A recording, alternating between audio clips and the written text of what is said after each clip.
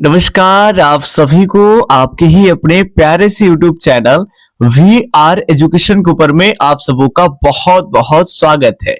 और आज हम लोग देखेंगे बहुत ही कम समय में संगीत यानी म्यूजिक के टॉप 10 क्वेश्चन। तो काफी मजा आएगा और काफी प्यारा सा प्रश्न जो है वो हम आपके लिए लेकर के आए हैं। आप क्लास 10 12 के बच्चों से लेकर करके state BPSC EMRS KBS NBS संगीत के कोई भी शिक्षक भर्ती की तैयारी हो, आप सबों के लिए ये सीरीज काफी इंपॉर्टेंट होगा। तो चलिए हम लोग फटाफट से 10 क्वेश्चन को देखते हैं। तो इससे पहले जो है हम लोग 10 क्वेश्चन को जो है वो देख लिए थे इस सीरीज में, तो आज 10 देखेंगे। तो यानी 11 से लेकर के और 20 प्रश्न तक देखेंगे। तो लगातार आप बने रहेंगे, काफी अच्छा प्रश्न आपको 15 क्वेश्चन के बाद और अच्छे प्रश्न देखने के लिए मिलेगा।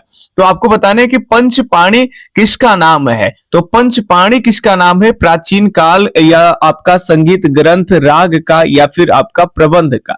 तो ये याद रखेंगे, पंचपाणी जो होता है वो ताल का नाम है प्राचीन काल में। तो ये आपको ध्यान रखना है कि प्राचीन काल में ताल को ही पंचपाणी कहते हैं। फिलहाल के लिए ए ऑप्शन जो है वो एकदम राइट यानी सही हो जाएगा। नेक्स्ट क्वेश्चन की तरफ अगर बढ़ते हैं तो ये रहा आपके सामने अगला प्यारा सा प्रश्न। सवाल है कि संगीत रत्नाकर तथा संगीत राज में अलंकारों की संख्या कितनी बताई गई है। तो अलंकारों की संख्या आपको बताने हैं कि संगीत राज और संगीत रत्नाकर दोनों में अलंकार कितने हैं। तो दोनों के अंदर आप देखेंगे तो आपको अलंकार की संख्या जो है वो 63 यानी 63 यानी आपका 63 जो है वो माने जाएंगे। तो यहाँ पे बच्चों को कंफ्यूज करने के लिए ऐसे कई बार एग्जाम में इस तरह का प्रश्न आते हैं कि ये 63 आपको ये इस तरह से ना लिख कर करके और सीधा हिंदी में लिख देगा, लेकिन सही जो जवाब होगा वो होगा आपका बी ऑप्शन। कौन सा होगा भाई मेरे? तो ये बी ऑप्शन जो होगा वो आपका एकदम सही हो जाएगा। ठीक है, चलिए तो अगले सवाल की तरफ में अगर बढ़ते हैं तो अगला सवाल आपके सामने ये रहा कि राग वाला राग पढ़े होंगे आप लोग, शुद्ध राग, छाया लग्न राग और संकीर्ण राग। तो वहीं से ये प्रश्न है, संकीर्ण का संबंध है राग वर्गीकरण से, समय सिद्धांत से, ग्राम मूर्छना से या फिर वर्ण से। फटाफट से आप लोग जो है इन सवालों का उत्तर देंगे।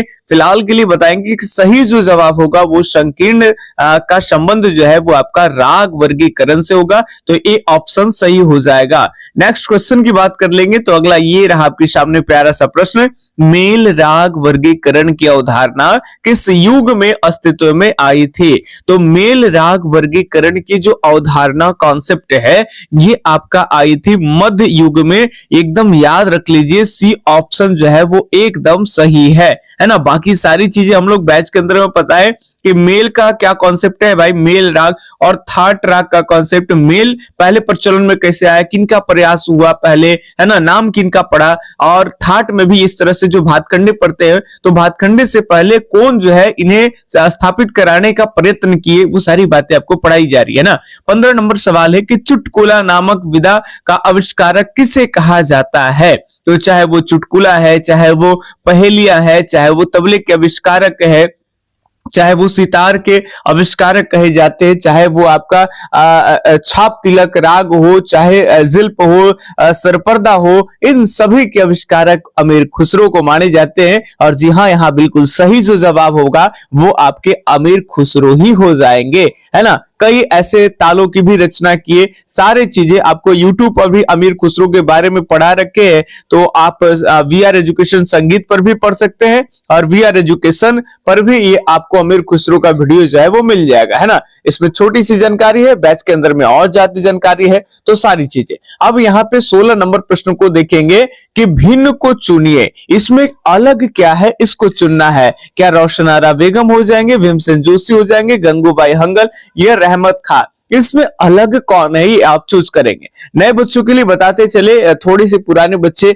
आप बोर्ड हो सकते हैं, लेकिन आपको ज्यादा बोर होना नहीं है, थोड़ी सी आपको इंतजार करना है। नए बच्चों के लिए बता दें, कोई भी आप क्लास 12 को स्टेट बीपीएससी ईएमआरएस केबीएस कहीं भी संगीत शिक्षक भर्ती की तैयारी कर रहे हैं, तो संगीत शिक्षक भर्ती की तैयारी करने वाले व्यक्तियों के लिए 499 रुपया में आपको फुल आपका थ्योरी का कंप्लीट बैच मिल रहा है, कंप्लीट गाइडेंस के साथ में और कंप्लीट टॉप क्लास के नोट्स के साथ में आपको 499 का बैच जो है वो मिल रहा है।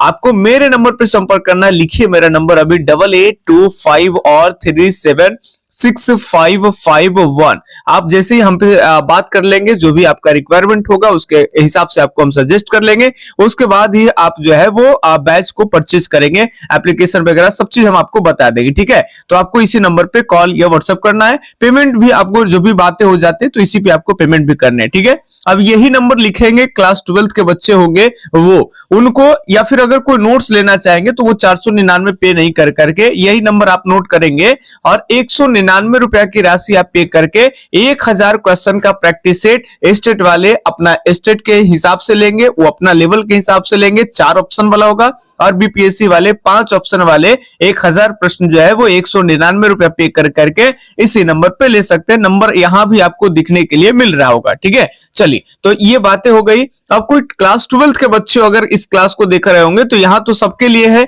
ना, 4 ऑप्शन 5 ऑप्शन सब लेकर के आते हैं, लेकिन आप चाहते हो कि आपके ही केवल लेवल से, आपके बोर्ड का लेवल को देख कर करके आपको क्वेश्चन मिले, तो आपको 500 क्वेश्चन और कुछ थोड़ी बहुत जो है आपको थ्योरी का नोट्स भी मिल जाएगा, केवल और केवल 99 रुपया में आपको ये चीजें मिल जाएगा। तो आप चाहेंगे तो वहां से भी चीजों को ले सकते हैं, ठीक है। तो सबके लिए यहाँ पे जानकारी दे दी। अब आते हैं दोबारा अपने प्रश्नों के ऊपर में, भिन्न को चुनिए। तो देखिए, रोशन आरा बेगम, भीमसेन जोशी, गंगूबाई हंगल, तीनों के तीनों जो है वो किराना घराने के हैं, और ये किराना घराना जो है वो उत्तर प्रदेश में पड़ता है, ठीक। लेकिन ये रहमत खां जो है ना, ये रहमत खां की बात कर लेंगे तो ये ग्वालियर घराना से आते हैं। वही ग्वालियर घराना जो आपके काफी प्राचीन घरानाओं में से एक मानी जाती है, और जब मान सिंह तोमर का शासन आता है इस ग्वालियर घराने में, तो भाई वहां के वो राजा थे ग्वालियर के, और मान सिंह तोमर के समय में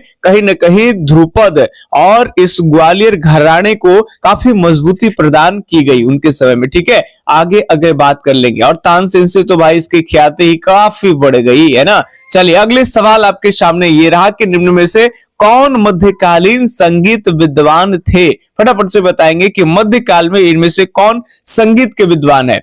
पुंडरीक, विट्ठल, रामामात्य या सोमनाथ, अहोबल, या फिर इनमें से सभी।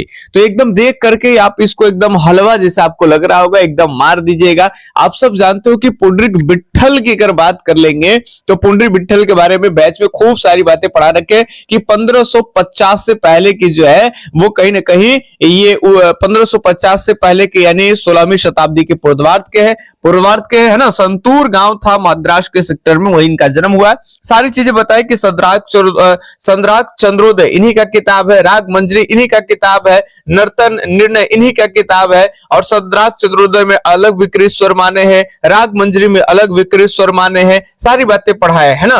राग रागनी कितने माने हैं, मेल कितने माने हैं, सारी चीजें। तो ये हो गए आपका रामामात और सोमनाथ की बात कर लेंगे तो रामामात्य की जो किताबें है ये भी आपका दक्षिण भारत में कर्नाटकी संगीत का एक महत्वपूर्ण पुस्तक है, जो कि आप अगर कहेंगे तो 1550 में इसकी रचना की गई थी, ठीक है। इसमें प्रकरण के बारे में भी आपको पढ़ा रखे। 1610 सब लोग जानते हो, फेमस है कि 1610 में ये सोमनाथ की जो किताबें है वो भाई वो भी है। तो ये सब कहीं ना कहीं अहोबल का अगर देखें तो 1650 में, तो ये सब मध्यकाल में ही तो आता है ना। आप देखेंगे कि 800 से लेकर के 18वीं शताब्दी तक का जो आपका इतिहास है संगीत में, इसको कहते हैं मध्यकाल। और इसी में मध्यकाल को दो वर्ग में बांटा जाता है, एक 800 से लेकर के और 1301 ईस्वी इसको कहते हैं पूर्व मध्यकाल, और 1300 से 1800 इसको कहते हैं उत्तर मध्यकाल। तो है ना, इस तरह से चलता है। तो सही जो जवाब होगा वो आपका डी ऑप्शन सही हो जाएगा, ठीक है। चलिए,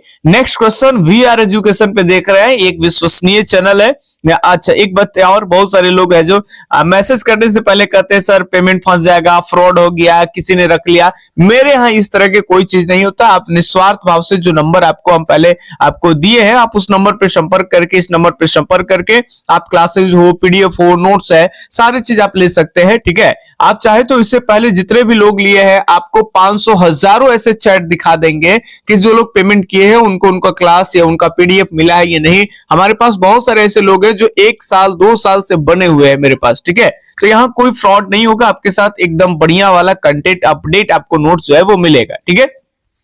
चलिए, प्रश्न की तरफ देखिए कि विभिन्न कालों के स्वरों के बीच में मूल अंतर किन स्वरों का किन स्वरों में था। आपको बताने हैं कि अलग अलग समय काल में स्वरों के बीच में मूल अंतर किन स्वरों का था, क्या वो शुद्ध का है, विकृत का है, चल का है या फिर अचल का है। तो यहां सही जवाब जो हो जाएगा वो हो जाएगा आपका विकृत स्वरों का है ना। आप लोग देखे होंगे अलग अलग समय काल में अलग अलग संगीतज्ञों के द्वारा अलग अलग विकृत स्वर जो है वो माने गए और बहुत सारे लोग को याद भी कराना होता है। एक साथ कई आपको संगीतज्ञ का नाम दे कि कौन क्या विकृत स्वर माने हैं, शुद्ध तो सभी सात माने, विकृत सबके अलग अलग है ना, तो सबको याद रखना है, प्रश्न भी आएंगे। पंडित विष्णु नारायण भातखंडे के द्वारा कौन सी पुस्तक लिखी गई। एकदम इजी है भाई, मारो एकदम धुआं उड़ा दो भाई। आप बताने हैं आपको कि पंडित विष्णु नारायण भातखंडे एक बहुत बड़ा नाम जो है मॉडर्न हिस्ट्री अगर देखे म्यूजिक का तो उसमें एक बड़ा नाम आता है भातखंडे का,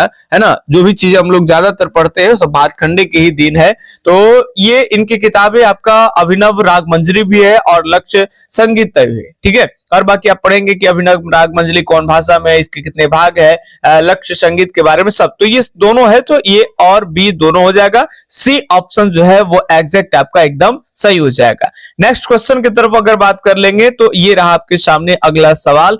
हाँ, आपसे एक ही छोटा सा आपका रिक्वेस्ट है, कहने में थोड़ा थोड़ा तो शर्म लग रहा है लेकिन यकीन मानते हैं कि आप हमारी फीलिंग को समझ रहे होंगे। बस आपसे एक ही बात कहेंगे कि आप अभी तक लाइक नहीं किए तो प्लीज जनाब आप लाइक जरूर कर देंगे, ठीक है, ताकि हमारी मनोबल जो है वो बढ़ी रहे और आप लोग के लिए नए नए बढ़िया बढ़िया प्रश्न जो है वो इकट्ठा लाते रहे। तीसरे स्वर स्थान में आलाप को प्रस्तुत करते हैं। कैसे भाई प्रस्तुत करते हैं? अस्थाई स्वर से, द्विगुणित स्वर से, द्व्यर्ध स्वर यहाँ पे ऐसे जाएगा, ठीक है, या फिर आपका अर्ध स्थित स्वर से। फटाफट से आप बताएंगे। थोड़ी सी यहाँ पे नया आपको प्रश्न मिलने का प्रयास किया गया है ना। नया नहीं, प्रश्न आपके एग्जाम में आए हैं तो आपको एकदम लेवल का, क्लास 12 के बच्चों के लिए तो एकदम होश उड़ रहा होगा, है ना। मजाक नहीं कर रहे होंगे। जो सीरीज में हमें नहीं लग रहा होगा कि बने होंगे, है ना, बने वही रहेंगे ना जिनका बेस होगा, अच्छे खासी बेस होंगे, नहीं तो 2-4 क्वेश्चन के बाद भाग गए होंगे, नहीं बनता होगा। और बाकी जो स्टेट बीपीएससी वाले लोग होंगे तो वो इस तरह के प्रश्नों पर अभ्यास किए होंगे तो वो टिके ही होंगे, ठीक है। चलिए, बाकी टिके ही रहना चाहिए और नहीं आया तो उसमें गलती करके ही सीखना चाहिए, लेकिन सीखना चाहिए, है ना। और अगर ज्यादा प्रॉब्लम आ रहा है तो आप थ्योरी का किसी का भी, पूरे यूट्यूब पे बहुत सारे लोग बैच दे रहे हैं, किसी का भी एक नॉर्मल फी में आप अच्छे वाला बैच ले लीजिए जो कंटेंट एकदम ज्यादा गलत वगैरह नहीं रखते हैं, अच्छी आती है कंटेंट। और कभी कभी तो बाय मिस्टेक कुछ भी हो जाता है किसी टीचर से, है ना, तो आप उसको देख करके पूरा पढ़ लेंगे, हो जाएगा। तो इसे कहते हैं अर्ध स्थित स्वर। ये क्या होता है कि तीसरे स्वर स्थान के नियम, स्वर स्थान के 4 नियम पढ़े होंगे आप लोग, है ना। तो तीसरे में क्या होता है कि अंश स्वर से आपके चौथे स्वर पे होते हैं द्व्यर्ध स्वर और 8वें पे होते हैं आपके द्विगुणित स्वर। और ये द्व्यर्ध स्वर और द्विगुणित स्वर के बीच जो होते हैं उसे ये अर्ध स्थित स्वर कहते हैं ना। तो इसी पे आपका तीसरे जो है वो आलाप होते हैं, स्वर स्थान के तीसरे आलाप। तो बिल्कुल एग्जैक्ट अगर सही जवाब की बात कर लेंगे तो डी ऑप्शन। बताएंगे कैसा लगा सीरीज, कमेंट करके जरूर बताएंगे। कहां से आप देख रहे हैं क्लास जनाब, ठीक है, ये भी बताएंगे। और अपनी हौसला को एकदम बुलंद मजबूत रखिए, किसी न किसी वैकेंसी में संगीत के आपके हो जाएंगे, ठीक है, और अच्छे नंबर आएंगे, काफी अच्छा आएगा। जो शिक्षक भर्ती की तैयारी कर रहे हैं उनका मेरिट भी लगेगा। आपको केवल कंटिन्यूटी जो है वो बना करके रखना है, अपने हौसले को बढ़ा करके रखना है, ठीक है। कहते हैं ना कि वो हजारों किलोमीटर लंबी दूर का जो सफर होता है वो एक कदम से ही उसकी शुरुआत होती है। तो बस आप एक कदम हमेशा आगे की ओर बढ़ा करके रखना है और एक दिन आप हजारों किलोमीटर दूर जो एक बड़ा ख्वाब आपको लगता था वो ख्वाब भी हकीकत में बदलने वाला है जनाब। अब हम चलते हैं, आपसे अगली क्लास के अंदर में मिलते हैं। तब तक के लिए धन्यवाद, जय हिंद, अल्लाह हाफिज, आपका दिन शुभ हो, राधे राधे।